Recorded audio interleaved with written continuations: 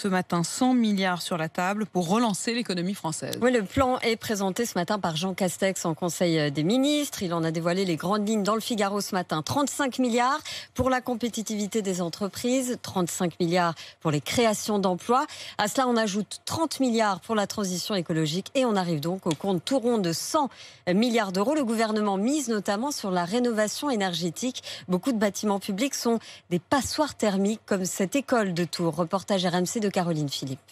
Derrière les lourds rideaux, de grandes fenêtres vétustes, simple vitrage. À cet endroit-là, l'air passe l'hiver et c'est très inconfortable pour les enfants qui sont installés juste à côté. Et quand la température chute en hiver, ces élèves doivent garder leur blouson, regrette Laurence Fillon, directrice de l'école Jules Michelet à Tours. Ça nous est arrivé de descendre jusqu'à 14 degrés dans les classes.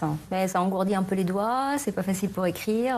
Quand on a froid, c'est difficile de se concentrer. De même, quand on a chaud, c'est difficile aussi. De lourds travaux sont en cours depuis le mois de juillet pour améliorer le confort des enseignants et des élèves, mais aussi baisser les émissions de gaz à effet de serre et réduire la facture énergétique. Dominique Deré coordonne la rénovation. Nous sommes en train d'entreprendre justement la pose d'un faux plafond acoustique, mais également thermique, mais également aussi en remplaçant de tout l'éclairage qui sera à LED. 1 million d'euros d'investissement, plus de la moitié de ces frais ont été pris en charge par l'État, explique le maire Emmanuel Denis. C'est important que ce plan de relance soit orienté vers toutes ces transitions écologiques. Sans l'État, on ne pourra pas tout faire. Dans son plan, la municipalité prévoit aussi de rénover des EHPAD et des équipements sportifs.